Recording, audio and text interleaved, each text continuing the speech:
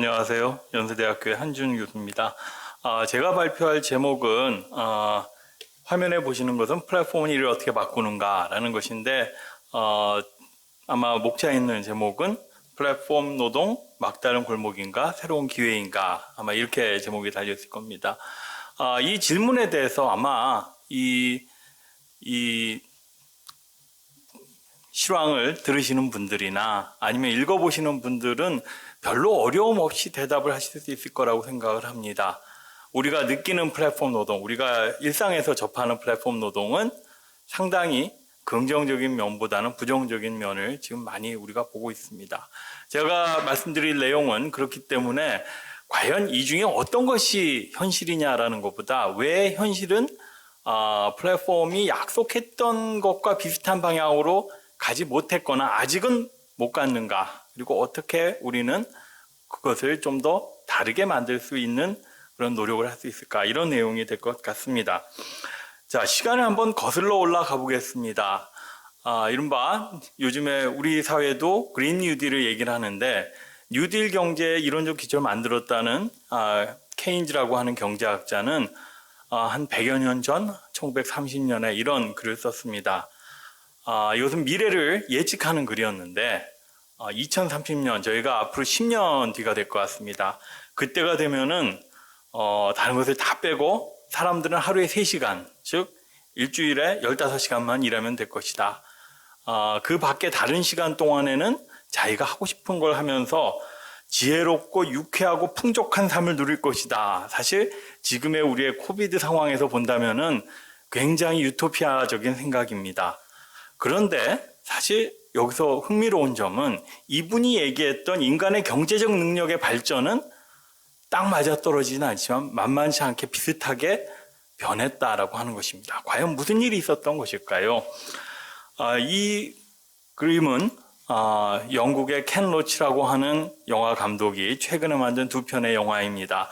둘 다 일과 관련된 내용이고요. 왼편 다니엘 블레이크라고 하는 것은 여기 계신 노인이 자기의 일을 잃고 뭔가 복지 서비스를 받고자 할 때 자기가 그 컴퓨터 시스템 안에다가 자기 정보를 입력하는 것을 하지 못해가지고 나는 인간이지 나는 데이터가 아니다, 이렇게 선언하는 영화 내용이고요.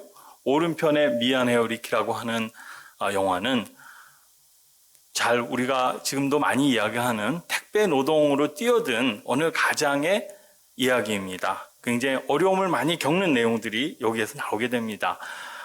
그렇게 본다면 이 택배 노동은 플랫폼 노동의 대표적인 한 유형이죠. 플랫폼은 어떻게 해서 일을 바꾸게 됐고 어떻게 바꿔나가고 있는가. 먼저 플랫폼에 대해서 한번 알아볼까 합니다. 여기에 있는 내용 중에서 저는 3가지를 강조하고자 합니다. 하나는 플랫폼은 알고리즘에 의해서 움직인다. 그리고 이것은 네트워크화되어 있어서 수요와 공급을 굉장히 잘 맞춰준다. 또 하나, 그렇게 해서 거래를 조율한다. 결국은 이 장점이 이 플랫폼이라고 하는 것을 시장도 조직도 아닌, 그래서 거기서 그것을 통해서 일하는 사람들은 조직에 고용된 것도 아니지만은 시장에서처럼 많은 어려움을 겪지 않으면서 일을 잘 찾을 수 있도록 하는 것이 플랫폼의 약속인 것 같습니다. 그런데 그 플랫폼을 통해서 일을 찾고 그 다음에 일하는 사람을 찾는 이 과정에서 몇 가지 그 변화들이 나타나게 됩니다. 이 변화의 3가지를 가지고 저는 3가지 질문을 던져볼까 합니다. 하나는 일회와 수요와 공급자가 시간과 공간을 떠나서도 매칭을 할 수가 있고, 그래서 거래 조건에 맞는 상대방을 시공간적 제약이 별로 없이 잘 만날 수 있게 해준다. 2번째는 다수의 힘을 이용하기 때문에, 그리고 알고리즘을 이용하기 때문에 일의 내용과 수준에 따라서 일하는 사람의 선택의 여지를 넓혀준다. 사실은 조직에 회사에 고용돼서 일을 하다 보면은 자기가 원하는 일보다는 자기한테 주어지는 일을 하게 됩니다. 그런데 자기가 할 수 있고 잘할 수 있는 일들을 찾을 수 있다면 얼마나 좋을까. 3번째, 이것은 플랫폼 편에 좋은 거죠. 아니면 플랫폼보다는 일의 수요자에게 좋은 겁니다. 어떤 일을 어떻게 하고 요구되는 일이 무엇인지에 대한 통제 가능성을 높여줘서 그리고 뭔가 자기가 원했던 일을 일하는 사람이 제대로 안 해줄 걱정을 안 하게끔 평판을 통해서 피드백을 줄 수 있다. 이런 일입니다. 자, 그런데 이 플랫폼 노동이라고 하는 것을 우리는 그냥 플랫폼만 바라봐도 되는 것이 아니고 사실은 과학기술의 큰 변화와 함께 봐야 된다라고 저는 생각을 하는데요. 여기 왼편에 보시는 것처럼 첨단 기술을 통해서 생산이나 아니면 판매 서비스 쪽에서는 로봇이 대체를 하고 사무나 전문직의 일은 AI가 대체를 하고 있습니다. 그리고 그 중에서 대체되지 않은 일 중에 상당 부분이 일부는 기업에 남아 있지만은 플랫폼을 통해 가지고 이제 거래가 되기 시작을 합니다. 그래서 사무, 서비스, 전문직에 해당되는 일 중에서 플랫폼을 통해서 일자리를 찾는 경우가 점점 늘어나고 있습니다. 자, 20세기 초반에 일이라고 하는 것은 공장에 모여서 표준화되고 집단화된 형태로 일했습니다. 20세기 후반이 되니까는 일이 점점 더 외부화되고 그걸 통해 가지고 비표준적이고 비정규직화된 일들이 늘어나게 됩니다. 그리고 21세기에 와서는 이제는 AI와 로봇의 발달에 의해 가지고 노동이 대체되기 시작을 합니다. 아까 말씀드린 것처럼 플랫폼은 그런 변화와 함께 일어나기 때문에 어떤 책에서는 자동화의 역설이라고 하는 것이 인간의 노동을 없애려고 하지만은 또 없어진 자리에 새로운 일자리가 생기는데 그 지점에서 플랫폼이 개입을 하게 된다. 결국은 일종의 자녀적 범주화되었다. 이렇게 우리는 볼 수가 있을 것 같습니다. 저의 첫 번째 질문인 플랫폼은 일의 시공간적인 경계를 없애는가? 글로벌리제이션이 한참일 때 우리는 자본엔 국경이 없지만은 노동에는 국경이 있다. 이렇게 얘기를 했습니다. 저는 플랫폼에서도 유사한 현상을 발견하게 됩니다. 플랫폼에서 일을 찾는 경우에 일부에서는 지역적인 경계에 구애받지 않고 일자리를 찾을 수 있습니다. 온라인에서 일을 할 수 있는 경우죠. 하지만 플랫폼의 대표적인 경우들은 보면은 다 지역적인 경계 안에서 일을 찾게 됩니다. 저희에게 익숙한 플랫폼 일이 우버라든지 아니면 배달이라든지 아니면은 서비스를 해주는 그런 뭔가 우리가 필요로 하는 일들을 와서 해주는 그런 형태들은 전부 다 지역 기반의 일들이 됩니다. 그리고 글로벌하게 벌어지는 온라인에서의 일조차도 여기 한 연구에서 제시한 바에 따르면 수요와 공급이 떨어져 있는 것이 아니라 수요가 많은 곳에 공급이 몰려 있습니다. 이것은 직접적으로 매칭해서 본 자료는 아니지만은 이 둘 간의 거리가 그렇게 멀지 않다라고 하는 것을 보실 수가 있는 것이죠. 두 번째 질문입니다. 과연 플랫폼은 일하는 사람들에게 선택의 폭을 넓혀 주었는가?